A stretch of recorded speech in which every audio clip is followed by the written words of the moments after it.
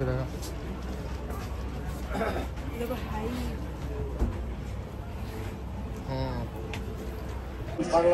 বেশি ভালো লাগছে। হ্যালো সবাইকে। আচ্ছা, তোমরা এবছর কে কে সরস্বতী পুজোয় বাড়ি থেকে দূরে আছো? আজ দিনটা ছিল সরস্বতী পুজো, সঙ্গে উইকেন্ড, আর তার সঙ্গে যাচ্ছি আমরা বইমেলা। তো রাস্তায় কি হারে ট্রাফিক হবে তা আমরা ভেবেই ছিলাম, কিন্তু যা না ভাবনা তার থেকেও বেশি, এত প্রচণ্ড ট্রাফিক, তার মধ্যে রাস্তা ব্যারিকেড দিয়ে ঘেরা। তো অনেক ঘুরে ঘুরে শেষ পর্যন্ত আমরা পার্কিং লটে পৌঁছেছিলাম। অনেকগুলো পার্কিং ছিল, তো দেখো পার্কিং লটের কি অবস্থা।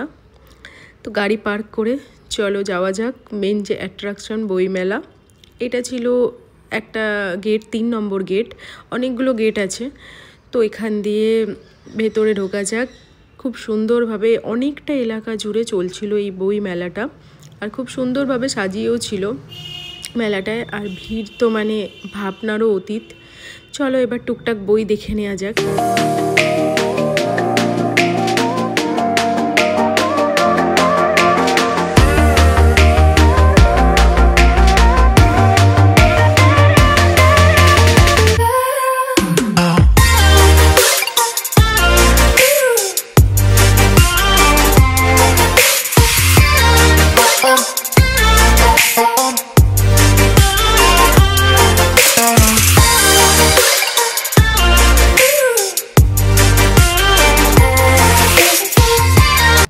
এদিকে আমার হাজব্যান্ডকে দেখো, যে কাউন্টারেই ঢুকছে মোটামুটি 10 মিনিট ধরে বই ঘেঁটে যাচ্ছে। আসলে ও বই পড়তে, বই ঘাঁটতে, বই কিনতে খুবই ভালোবাসে।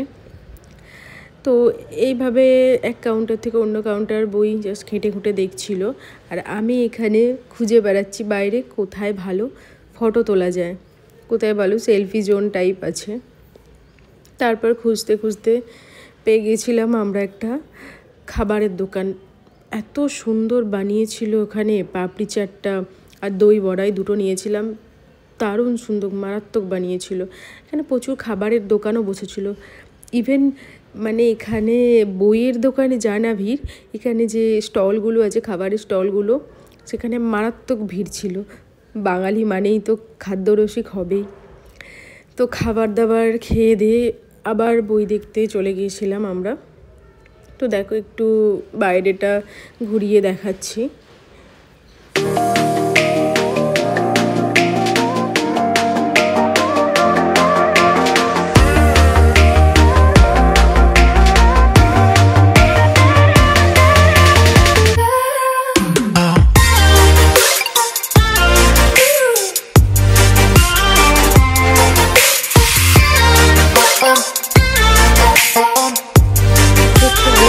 ঘোরাঘুরি হলো, এবার বাড়ি ফেরা যাক। আজকের মতো টাটা।